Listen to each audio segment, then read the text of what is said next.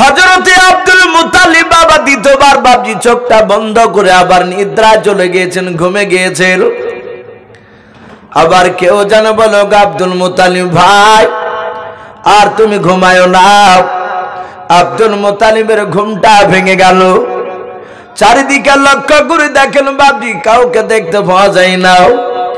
Abdul Muttalib ডাক দিয়ে বলেছিল, কে গো ভাই, আমাকে কেন ঘুম যেতে বারণ করেছো? আওয়াজ দিয়ে বলে, মুত্তালিব ভাই তুমি তা আল্লাহর কাছে দোয়া করেছো, মাওলা আমাকে এক এক করে যদি 10টা সন্তান যদি দান করো, আর ওই আবে জমজমের ইদারার পানি উদ্ধার করতে পারলে 10টি ছেলের মধ্যে একটি ছেলেকে আল্লাহ রাস্তায় তুমি কুরবানি জবাই করবে বলেছো। এই আব্দুল মুত্তালিব তোমাকে 10টা ছেলে দান করেছে, যা তুমি কাবা শরীফের সামনে গিয়ে আবে জমজমের ইদারাটা উদ্ধার করে এসো। আব্দুল মুত্তালিব ডাক দিয়ে বলেছিল, ভাই আমার চেয়ে মক্কা নগরের নামি দামি বংশের লোকেরা তারা আবে জমজমের ইদারা খুঁড়তে গিয়েছিল, তারা কেউ বের করতে পারে না। আপনি আমাকে নিশানা বলে দেন কোন জায়গায় আবে জমজমের ইদারা আছে। আওয়াজ দিয়ে বলেছিল, মুত্তালিব তোমার 10টা ছেলে নিয়ে তুমি কাবা শরীফের সামনে চলে যাবা। তুমি দাঁড়িয়ে থাকবা, দেখবা পশ্চিম আকাশ থেকে একটা সাদা কাক উড়ে এসে মাটিতে ছবল মারবে। ও বাপজি ভাইরা, আমাদের এলাকায় কিন্তু বাপজি সাদা কাক দেখতে পাওয়া যায় না। বাবা 2 রকমের কাক দেখতে পাই আমরা। একটা কাক মোটা সাইজের কালো, ওটাকে ঝাড়ুদার কাক বলি আমরা। আর একটা কাক ওই মোটা কাকটার চেয়ে একটু তুলনামূলক একটু সরু, সেও কালো, কিন্তু তার গলাগুলো একটু হালকা কটাসা মতো, একটু হালকা দেখবেন 19-20 আছে। এই 2 রকমের কাক, সাদা কাক নেই। কিন্তু সাদা কাকটা বাপজি আরবে পাওয়া যায়। আব্দুল মুত্তালিবকে বললে, মুত্তালিব ভাই তুমি কাবা শরীফের সামনে দাঁড়াবা, দেখবা পশ্চিম আকাশ থেকে একটা সাদা কাক এসে মাটিতে ছবল মারবে।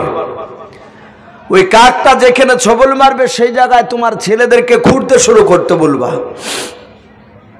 ছেলেরা চলে গেল আব্দুল মুত্তালিবের সঙ্গে, মাটি কাটার যা যন্ত্র সব নিয়ে গিয়েছে। হযরতে আব্দুল মুত্তালিব তার ছেলেরা বলছেন, ওগো আব্বা খুঁড়বো কোথায়? বলে, বেটা দাঁড়া, কাক এসে নাকি মাটিতে ছবল মারবে। 10টা ছেলে বাপজি কুদাল হাতে করে নিয়ে দাঁড়িয়ে, মাটি তোলার জন্য ডালি সাথে হাতে দেখছে একটা কাক এসে বাপজির সামনে মাটিতে ছবল মারল। বলে, বাবা ওই জায়গা খুঁড়তে শুরু করো।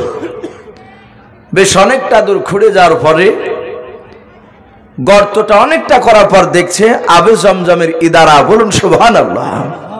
ইদারা উদ্ধার হয়ে গেল। এখন উনি যে ওয়াদা করেছিলেন, কিতাবে লিখেছে আব্দুল মুত্তালিব তিনি মক্কা নগরে তৎকালীন সেই জামানায় তিনি সৎ ব্যক্তি ছিলেন। বলুন আলহামদুলিল্লাহ। তিনি অন্যায় করে টাকা ইনকাম করতেন না, আর উনি ওয়াদা খেলাপ করতেন না। জবান দিয়ে যেটা বের করতেন সেটা বাস্তবে পরিণত করতেন। এখনো বাপজি বহু লোক আছে নামাজ না পড়লে জবান এদিক ওদিক করে না। অনেক লোক বলে যে ভাই নামাজ না পড়তে পারে, কিন্তু জবান দিয়েছি তো জবান দিয়েছি। কিছু জায়গায় গরু কিনতে গেলে এরকম হয়, বলে চাচা বাইনালে, বলে না না বাইনা লাগবে না, আমার জবানটাই বাইনা। বলে না, অনেক সময় তো জবান উল্টে ফেলে, তখন ওই কথা বলে যাই আমি নামাজ না পড়তে পারি, কিন্তু জবান আমি হেরফের করিনি, উল্টাইনি। আব্দুল মুত্তালিব সেই রকম মানুষ ছিলেন। 10টা ছেলে নিয়ে বাড়িতে গিয়ে বাপজি বসে গিয়েছে, কাকি বা কুরবানি জবাই করবে। ছেলেরা জানেন যে আব্বা জবাই করবে যে কোনো একজনাকে। এ মুত্তালিব যা বলেছে তা করবি। আব্দুল মুত্তালিব 1, 2, 3, 4 করে করে সিরিয়াল অনুযায়ী একদম শেষ বেটা 10 নম্বর, তার নাম কেতাবে লিখেছে আব্দুল্লাহ। কি নাম? এই ভাইয়ের নামে নাম।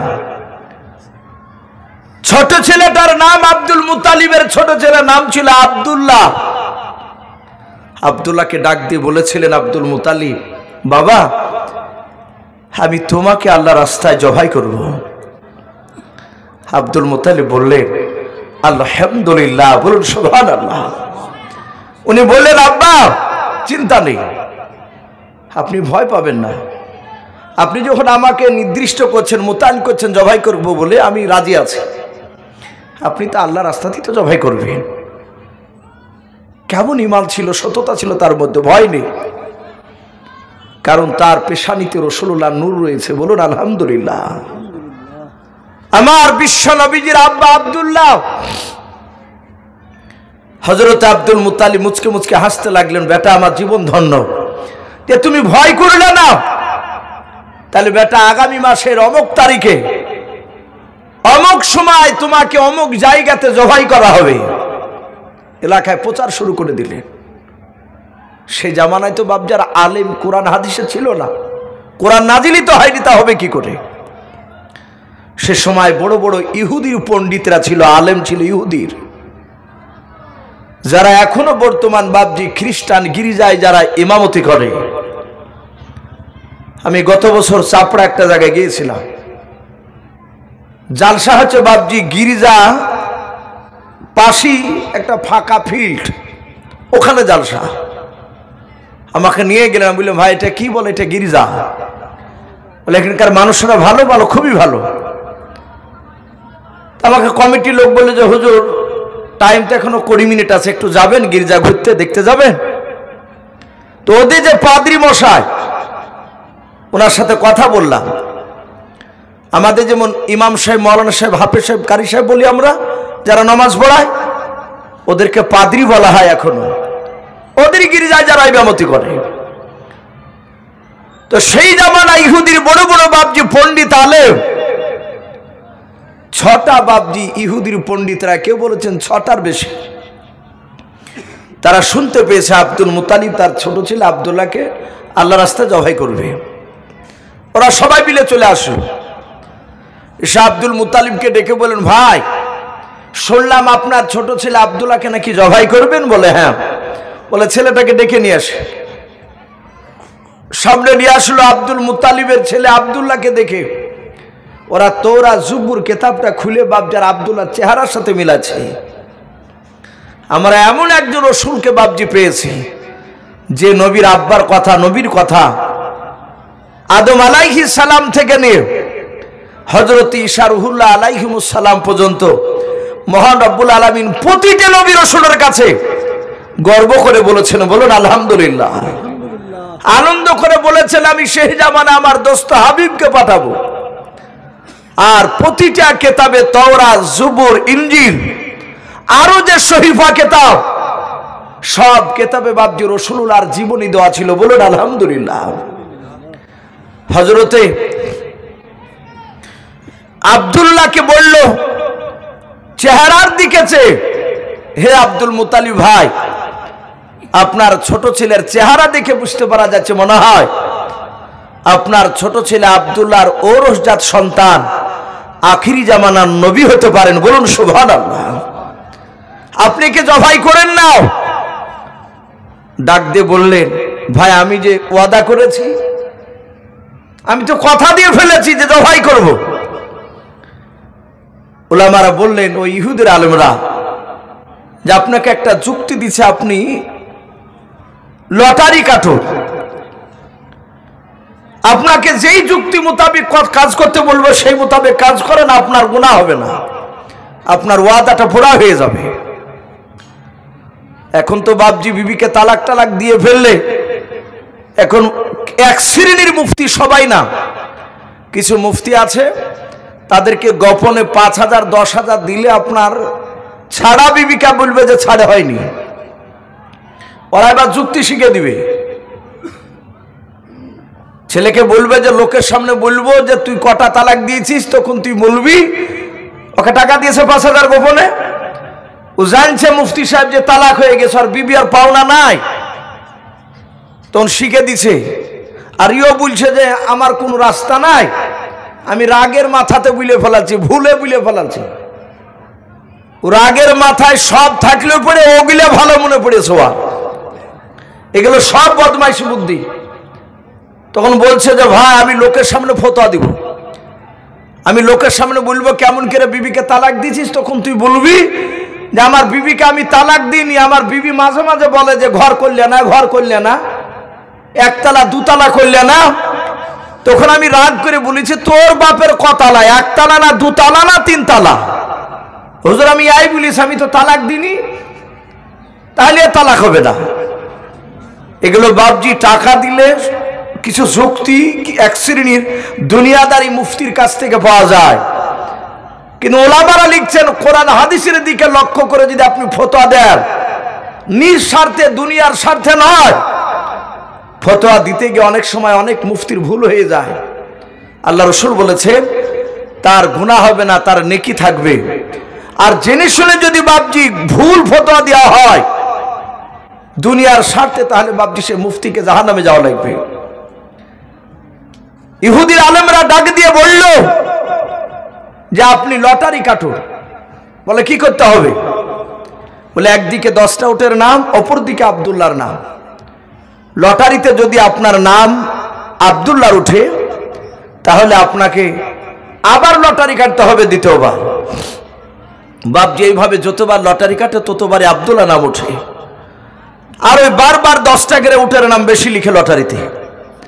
সিরাতে হালবে কিতাবটিতে লিখেছে 100টা যখন উটের নাম লেখা হলো, তখন আব্দুল্লাহ নামটা আর উঠলো না, উটের নামটা উঠলো। হযরতে আব্দুল মুতাল্লিব 100টা উটকে বাপজি সে একসঙ্গে জোগাড় করতে পারেনি। অর্থ কাঠামো তার খুব বেশি ভালো ছিল না, সে সময় একটু বেশ মোটামুটি, খুব হাই ফ্যামিলির মোটামুটি একটু চলার মতো ছিল। উনি মাঝে মাঝে বাপজি উট কিনে জবাই করে গরিব মিসকিনদেরকে খেয়ে দিলেন। হযরতে আব্দুল্লাহ তিনি বেঁচে গেলেন, আর জবাই হলো না আব্দুল্লাহ। আব্দুল্লাহ আস্তে আস্তে আস্তে আস্তে আস্তে বাপজি জৈবনে পদার্পণ করলেন, বেশ বড় হয়েছে আব্দুল্লাহ। হযরতে আব্দুল্লাহ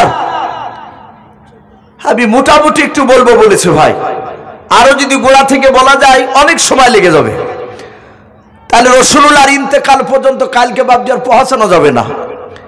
তো হযরতে আব্দুল্লাহর সাথে বাপজি তৎকালীন সেই জামানায় তায়েফ নগরের বাপজি একটা বাসিন্দা, যিনার নাম কেতাবে লিখেছে আব্দুল ওয়াহাব বিন জোহরি। কি নাম বললাম বাপ, একটু জোরে বলেন নামটা? আব্দুল ওয়াহাব বিন জোহরি। ওনার একটা মেয়ে ছিল, তার নাম ছিল আমিনা। এই আমিনার সাথে আব্দুল্লাহর সাথে তৎকালীন সেই জামানায় প্রথা অনুযায়ী বাপজি বিয়ে হয়ে গেল। বলুন সুবহানাল্লাহ, বিয়ে হয়ে গেল। আব্দুল্লাহকে বাপজি আপনার নয় আমিনাকে বিয়ে করে নিয়ে এসে আব্দুল্লাহ বাড়িতে রেখেছে। উনার বিবিকে বৈকালবেলা রেখে বলল যে তুমি বাড়িতে থাকো, আমি মক্কার বাজার থেকে বাজার করে নিয়ে আসি।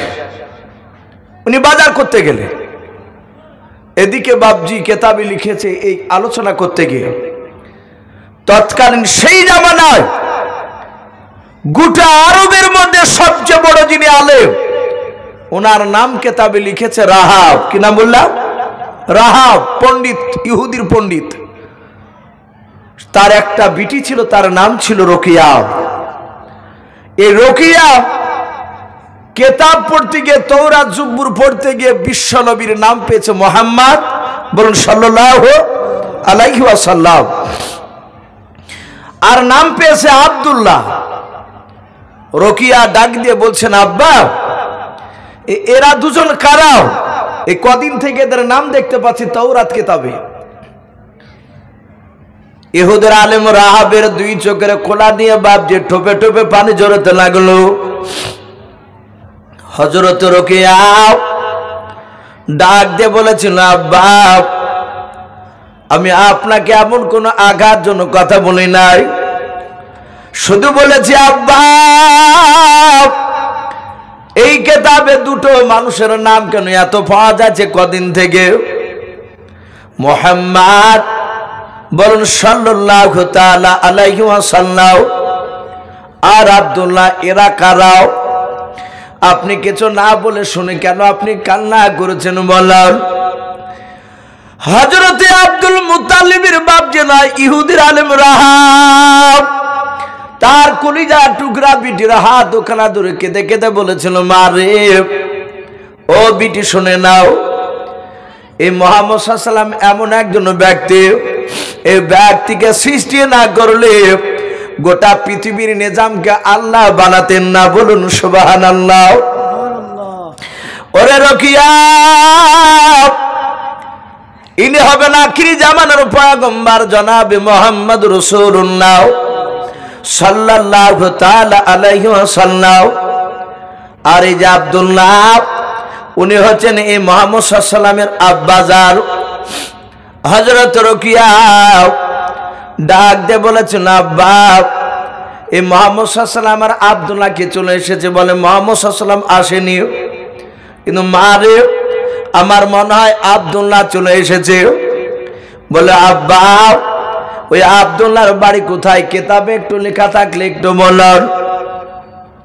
ওই রাহাব আলেমটা ডাক দিয়ে বলেছিল, মা, ওই আব্দুল্লাহর বাড়ি হবে মক্কা নগরে, কুরাইশ বংশের সন্তান হবে।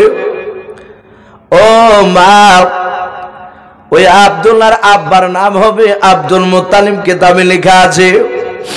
ওরে মা, কেন তুমি এই কথা বলছো? বলে আব্বা, আমার তো বিয়ে হয়নি। বলে নাও আব্বা জান, আমি যদি ওই মক্কা নগরে গিয়ে যদি আব্দুল্লাহকে খুঁজে যদি বের করতে পারতাম, আর আব্দুল্লাহকে যদি আমি স্বামী রূপে যদি পেতাম, তাহলে আমি বিশ্ব নবীজির আমি জন্ম দক্ষিণে মা হতে পারতাম। বলুন সুবহানাল্লাহ। কত বড় আশা! আচ্ছা বলেন, নবীর মা হলে দাম নাই? সামান্য একটা হাফেজ সাহেব, কারি সাহেবের মা হলেই তো আমরা আনন্দ করি।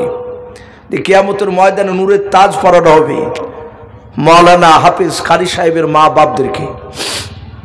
এগুলো দুনিয়াতে দেখতে পাচ্ছি না বলে আমরা এক শ্রেণী মানুষ এই আলেম ওলামাদেরকে ভাবি যে মৌলবি পড়া ফকিরি লাইন পড়া, এসব জ্ঞানীগুণী ভালো ছেলেদেরকে পড়তে দেয় না। আর বাস্তবই দেখা যায় মাদ্রাসাতে ভালো ছেলে দেয় না। একটা লোকের তিনটে যদি ছেলে থাকে, দুইটা ভালো ব্রেনিয়া, তাদেরকে দেখবেন ইংলিশ মিডিয়ামে পড়াবে। আর যে পাখা বদ কথা শুনে না, গালি দেয়, তার বাপকে হয়তো পাড়াতে হয়তো লোককে মারিয়ে খামখিদলি করে ফেলছে, তাকে ধরে নিয়ে যে মৌলবি সাহেব বলে যে মৌলবি সাহেব এই ছেলেটাকে একটু পড়ান তো, একটু ঠিক করেন তো। মুফতি মনিরুদ্দিন রহমাতুল্লাহ আলাই, আল্লাহ ওনাকে জান্নাতবাসী করুন, বলুন আল্লাহুম্মা আমিন। উনি বলছিলেন, বাপরে, ওই ন্যাংরা নুংরা বদমাইশদেরকে পড়াইতে পড়াতে যে আমরা আর ভালো জায়গাটা থাকতে পারছি না, মানে ছেলেপিলেকে মানুষ করতে গিয়ে উনি রসিকতা ভাবে কথাটা বলছিলেন। ভাবছি হযরতে আব্দুল্লাহর বিবি হওয়ার জন্য রকিয়া বলল, আব্বা, আমাদের তো টাকার অভাব নেই। আর অভাব থাকবে কি করে? গোটা আরবের মধ্যে সবচেয়ে বড় আলেম নেই। সামান্য আমরা একটা চুটকে ফুটকে মৌলবি হই তো আমাদের ক্যাপাসিটি আলাদা হয়ে যায়। তাহলে ও যদি সারা আরবের বড় আলেম হয়, তাহলে সে কত বড় দামি, আর তার তো টাকার অভাব থাকতে পারে না। বললো, মা, আমাদের তো টাকার অভাব নেই। বলে, আব্বা, আপনি মক্কার চৌরাস্তার মোড়ে আপনি একটা ঘর বানিয়ে দেন। আপনাদের জীবনে এই যে কুমড়ি মোড় নাকি বলছিলেন আব্দুল্লাহ ভাই, কুমড়িতলা, এই যে একটা মোড় এরকম জায়গা, মক্কা নগরের চৌরাস্তার মোড়ে এই আব্দুল্লাহর সাথে আমিনার বিয়ে হওয়ার 6 মাস আগে রকিয়ার আব্বা ঘর বানিয়ে দিয়েছে।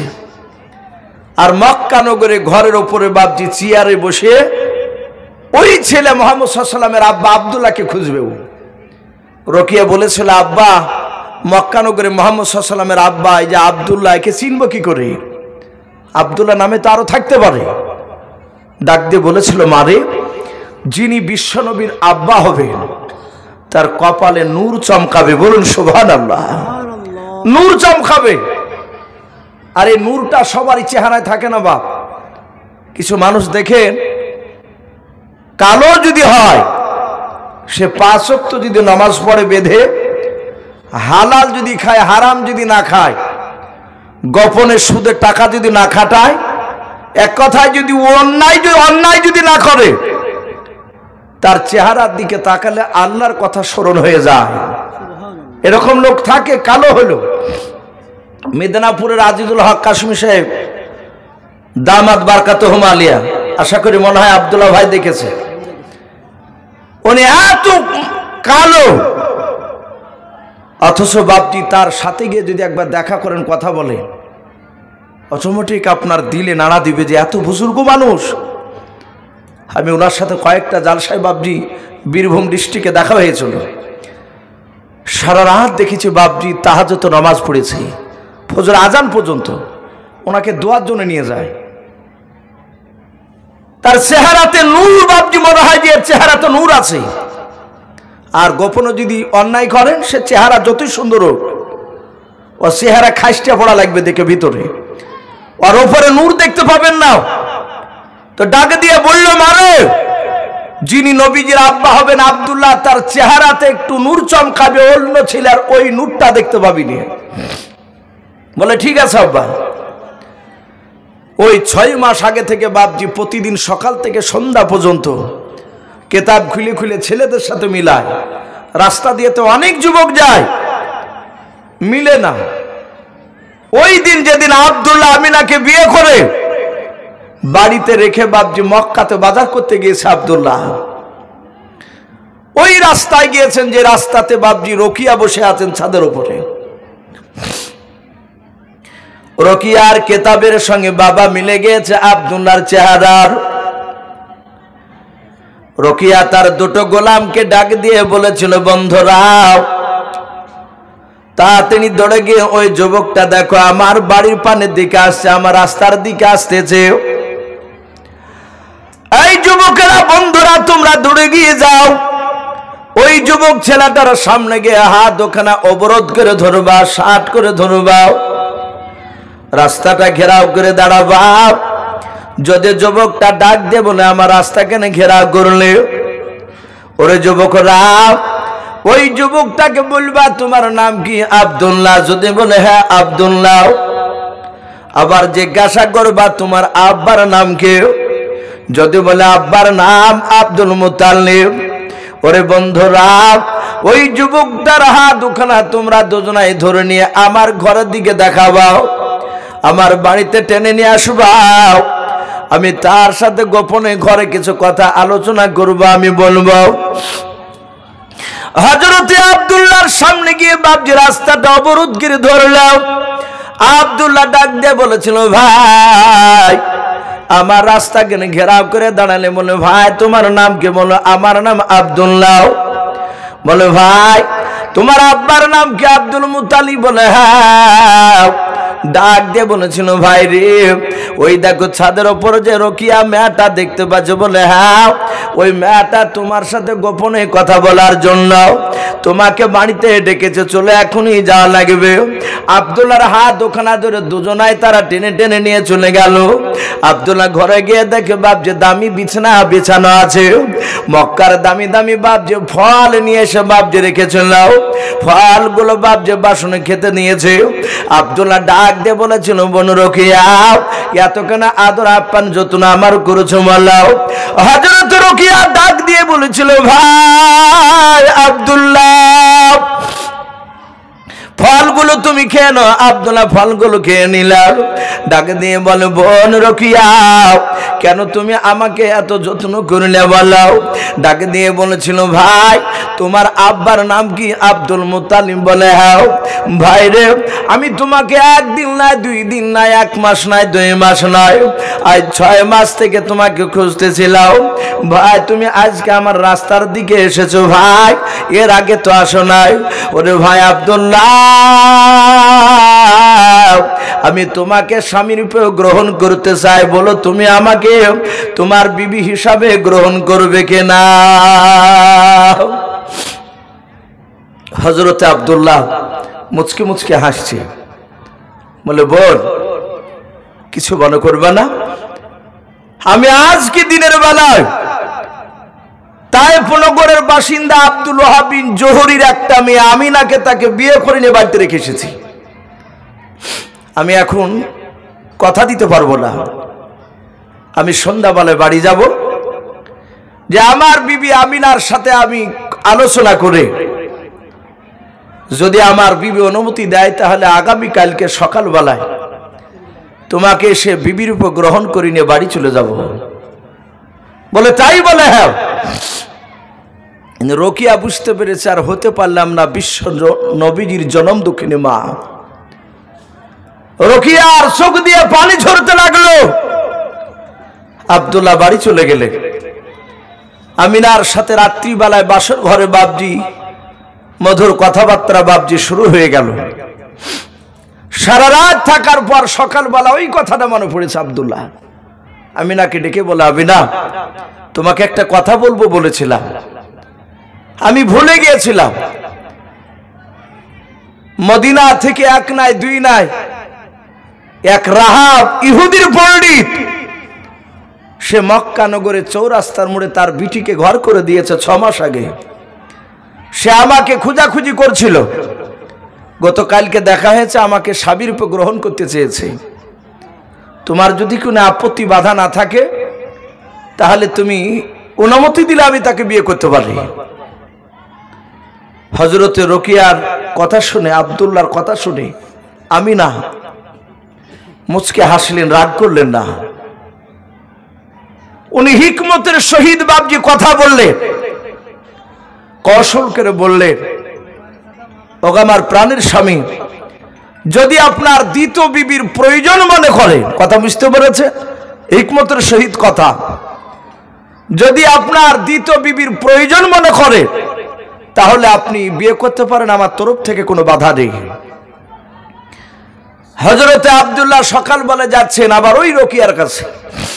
সারা রাত রোকিয়ার ঘুম নেই। সকালবেলা রোকিয়া রাস্তার দিকে চেয়ে বাবজি বসেছিল। হযরতে আব্দুল্লাহর দূর থেকে বাবজি চেহারাখানা দেখার পর আব্দুল্লাহর তাকায় না, এভাবে মুখটা ফিরে নিলেন। হযরত রোকিয়া ছাদ থেকে নেমে এসে তার বন্ধুদেরকে বলল, দরজাটা বন্ধ করে দাও। ওই যুবক আসতে, যে যুবককে তুমি বাড়িতে ঢুকতে দিবা না। রোকিয়ার দুটো গোলাম ডাক দিয়ে বলেছিল, গো রোকিয়া, গতকালকে যুবকটার জন্য তুমি পাগলের মতো করেছিলাও, তাকে কত সুন্দর করে আদর যত্ন করে ফল খাওয়ালেও, আর ওই যুবকটার দিকে একবার তাকে আর কেন তাকাও নাও? আর যুবককে কেনই বা বাড়িতে আসতে দিবা না? রোকিয়া বলেছিল, ভাই তোমরা চিনতে পারো নাই, বুঝতে পারো না, গতকালকে ওই আব্দুল্লাহর চেহারা যে নূরটা দেখতে পাওয়া গিয়েছিল, ওই নূরটা আজকে তার চেহারাতে নাই। জোরে বলুন সুবহানাল্লাহ। তার বিবিকে দিয়ে চলে এসেছে, ওর কাছে নেই। হযরতে আব্দুল্লাহ তিনি আবার চলে আসলেন। সিরাতে হালবি কিতাবটিতে লিখেছে, এই রাহাবের মতো বড় বড় আলেম মক্কা নগরে এক নয় দুই নয় 70টা তাবড় তাবড় ইহুদির বড় বড় আলেমের মেয়েরা এ রাসূলের আব্বাকে খুঁজতে এসেছিল বিয়ে করার জন্য, কিন্তু পাইনি। বাপটি যার তকদিরে লেখা আছে তারই হবে। আমিনার তকদিরে লেখা ছিল। ভাই উঠাউঠি করবেন না ভাই, আর একটু বসি ভাই, ঠান্ডা উড়ছে নিচু থেকে বুঝতে পারা যাচ্ছে। আর কিছুটা বসি, ইনশাল্লাহ আখিরি দোয়া নিয়ে বাড়ি যাবো ইনশাল্লাহ। তো ভাই আমি বলছিলাম, হযরতে আব্দুল্লাহ তার বিবির সাথে ঘর সংসার আবার শুরু করে দিলেন। দিনের পর রাত, রাতের পর দিন, সপ্তাহ মাস ঘুরতে ঘুরতে 6 মাস বাবজি হতে চললো। ক মাস? 6 মাস। আব্দুল্লাহরা টোটাল ভাই কটা বলেছিলাম ভাই? 10টা। আব্দুল্লাহকে বাদ দিয়ে আব্দুল্লাহর 9টা ভাই, তারা গোপনে বাবজি মিটিং শুরু করেছে। তাদের বিষয় ছিল আব্দুল্লাহকে নিয়ে। 9টা ভাই আব্দুল্লাহকে বাদ দিয়ে তারা আলোচনা করছে যে আগামীকালকে সিরিয়ায় ব্যবসা করতে যাব আমরা। ওগো আমার ভাইয়েরা, আমরা 9 ভাই 1 মাস সিরিয়ায় ব্যবসা করতে গেলে 1000 টাকার লাভ হলে 9000 টাকা লাভ হয়। আমাদের আব্দুল্লাহ এতদিন একা ছিল, 6 মাস হয়েছে তার সংসার বেড়েছে। ওরা দুটো মানুষ, আমরা যা ইনকাম করে নিয়ে আসি এই ট্যাংলোডে লোডে ছোট ভাই খায়। আমরা আগামী কাল থেকে আর একা ওকে খেতে দিব না, আমরা আমাদের সঙ্গে ভাইকে নিয়ে যাবে ব্যবসায়। আব্দুল্লাহকে নিয়ে গেলে 10,000 টাকা লাভ হবে আমাদের 10 ভাই। বলো তোমাদের ব্যক্তিগত মতটা একটু খুলে বলো। আব্দুল্লাহর বাদ দিয়ে তার 9টা ভাইয়ের মধ্যে বড় ভাইয়ের নাম ছিল আবু তালিব। কি নাম বললা? আবু তালিব। আবু তালিব বলল, আমার ভাইয়েরা, আমার ব্যক্তিগত মত আব্দুল্লাহকে না নিয়ে যায় ভালো হবে। বলে কেন? বলে আমরা যা ইনকাম করি এতেই তো সংসার চলে যায়। আমার ভাইয়েরা, আব্বা যার বৃদ্ধ হয়েছে, আব্বাকে দেখাশোনা করার একটা ভাইয়ের দরকার। আর আমরা দেখেছি আব্বা আব্দুল্লাহকে বেশি ভালোবাসে। থাক না, আব্দুল্লাহ থাকলে তো সমস্যা নেই। 9টা ভাইয়ের আলোচনার মধ্যে আবু তালিবের কথা শুনে 8টা ভাই তারা একদিকে চিৎকার করে বলে, আবু তালিব, তুমি যদি আব্দুল্লাহর কট্টেনে কথা বলো তাহলে তোমাকে আর আব্দুল্লাহকে আলাদা করে দিব, ভিন্ন করে দিব। আবু তালিব বললেন, ভাই এখানে কট্টানার কথা আসেনি, ব্যক্তিগত মত জানতে চাইলে তাই মতটা বলছিলাম। হযরতে আব্দুল্লাহর ভাইয়েরাও আব্দুল্লাহকে না নিয়ে গিয়ে ছাড়বে না, হিংসা শুরু করেছে। আমাদেরও ভাইদের মধ্যে হিংসা আছে কি নাই কথা বলে? যতদিন ভাইদের বিয়ে হয়নি ততদিন ভাইয়েরা মায়ের পেটের ভাই। আর 5 জায়গার 5টা মেয়ে চলে আসলে আর সেই সংসার ভাইদের সাথে ভাই মেল হতে দেয় না। হযরতে আব্দুল্লাহ আবু তালিব বলে, ভাই সবাই যদি একদিকে হও তাহলে আমি আলাদা হতে তোমাদেরকে পারবো না, চলো। কেতাবে লিখেছে বাপজি, সূর্য পশ্চিম দিকে লালি দেখা দিয়েছে, অস্তমিত হতে চলেছে, ডুবো ডুবো ভাব। আব্দুল্লাহ তার নিজের আব্বা আব্দুল মুতালিবের কাছে বসা। আর ওই সময়তে আব্দুল্লাহর 9টা ভাই তারা একত্রিত হয়ে আব্দুল্লাহর কাছে আসলে এসে বলেন, আব্বা আগামী কালকে সিনিয়ায় ব্যবসা করতে যাব আমরাও। তা আমরা মনে মনে না আলোচনা করেছি ছোট ভাই আব্দুল্লাহকে নিয়ে যাব। ওগো আব্বা যান, আপনি আমাদেরকে অনুমতি দেন আব্দুল্লাহকে আমাদের সঙ্গে যাওয়ার জন্য। হযরতে আব্দুল মুতালিব বাপ যে হ্যাঁ কি মানা কিছু না বলেন বাবা, হ্যাঁ মা করে বাপ যে কান্না শুরু করে দিলেন। হযরতে আব্দুল মুতালিব কান্না করতেছেন। আব্দুল্লাহর ভাইয়েরা ডাক দিয়ে বলেছিল, আব্বা আপনি কেন হাও মা করে কান্না করেছেন? আপনি বলেন, আপনাকে আমরা তো কোনো আঘাতজনক কথা বলি নাই, দুঃখজনক কথা বলি নাই। হযরতে আব্দুল মুতালিব নাই আব্দুল্লাহর ভাইয়েরাও ডাক দিয়ে যখন ওই কথা বললেন, হযরতে আব্দুল মুতালিব হাত ওখানা জোর করে বলেছিল, ওগো আমার ছেলেরা, আমি তোমাদের হাত ওখানা জোর করে ধরি রে বাবা, আমার ছোট ছেলে আব্দুল্লাহকে সিরিয়ায় নিয়ে যেও না। হযরতে আব্দুল্লাহ ডাক দিয়ে নয়, আব্দুল মুতালিবের ছেলেরাও ডাক দিয়ে বলেছিল, আব্বা আপনি কেন যেতে বারণ করেছেন বলেন? আব্দুল মুতালিব ডাক দিয়ে বলেছিল, আমার ছেলেরাও তোমরা যখন আমার কাছে এসে বললাও, ওগা বাজার আগামী কালকে সিরিয়ায় ব্যবসা করতে আমরা চলে যাব, আপনি ছোট ছেলে আমাদের ছোট ভাই আব্দুল্লাহকে যেতে যাওয়ার অনুমতি দিয়ে দাও। ওগা আমার ছেলেরা, ওই সময় আমার বুকের ভেতরটা চমকে উঠল। আমার মনে হয় আব্দুল্লাহ আমার কাছ থেকে চলে গেলে আর জিন্দা ওই সিরিয়া থেকে আর বাড়িতে ফিরবে না। বলুন সুবহানাল্লাহ। একটু জিকির করুন লা ইলাহা ইল্লাল্লাহ। ভাই একটু সবাই মিলে লা ইলাহা। ভাই 10 কত বাজছে? লা ইলাহা এ তৌহিদ কা ডঙ্কা আলম মে, তৌহিদ কা ডঙ্কা আলম মে বাজা দে ওয়া কামলে আলা আকানে হক লা ইলাহা ইল্লাল্লাহ। একটু মহব্বত বলুন লা ইলাহা লা ইলাহা ইল্লাল্লাহু মুহাম্মাদুর রাসূলুল্লাহ সাল্লাল্লাহু তাআলা আলাইহি ওয়াসাল্লাম। হযরতে আব্দুল মুত্তালিব বলছেন, বাবা আমার ছেলে চলে গেলে আর ঘুরে আসবে না। বাপ মার সন্তানের সাথে দিলে এমন একটা ম্যাগনেট ফিট করা আছে। অনেকের বাপজি সন্তানরা বাইরে থাকে, ছেলের বাপ একমাত্র বাপজি মওতের খবর আল্লাহ ছাড়া কেউ জানে না, তবুও বাপ মা বাপজি মন ছটপট ছটপট করে। হঠাৎ করে শুনতে পায় সন্তান মারা গিয়েছে, বলে যে আমি সারা দিন আজকে ভালো করেনি আমার। হযরতে আব্দুল মুত্তালিব ডাক দিয়ে বলেছিল, রে আমার ছেলেরাও, আমার মনে হয় আব্দুল্লাহ চলে গেলে আর ঘুরে আসবে না, আমি তোমাদের পা দুখানা ধরে আব্দুল্লাহকে নিয়ে যেও না। আব্দুল্লাহর ভাইরা ডাক দিয়ে বলেছিল, আব্বা আমরা 9টা ভাই ব্যবসা করতে যাই, আমাদের কারো তো মওত হয় না। হযরতে আব্দুল্লাহকে নিয়ে গেলে আব্দুল্লাহর কিছু হবে না। ও আব্বা জান, আপনি কান্না করবেন না, চিন্তিত হবেন না, আপনি শুধু অনুমতি দেন। হযরতে বাপজি আব্দুল্লাহর যখন বাপজি আপনার ভাইদের কথা আব্দুল্লাহ শুনতে পেলেন, আব্দুল্লাহ হাত দুখানা জোড় করে নিজের আব্বাকে ডাক দিয়ে বলেছিলেন, আব্বা আপনি আর বাধা দিবেন না, অনুমতি দেন, সিরিয়ায় আমি ভাইদের সঙ্গে আগামী কালকে ব্যবসায় যাব। হযরতে আব্দুল মুত্তালিব ডাক দিয়ে বলেছিলেন, বেটা এই আব্দুল্লাহ, তোমার কি মন চায় সিরিয়ায় আমাকে ছেড়ে তোমাকে ব্যবসা করতে যেতে?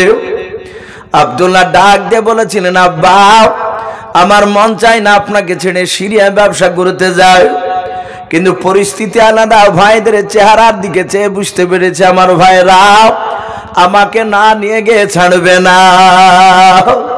ও আব্বা,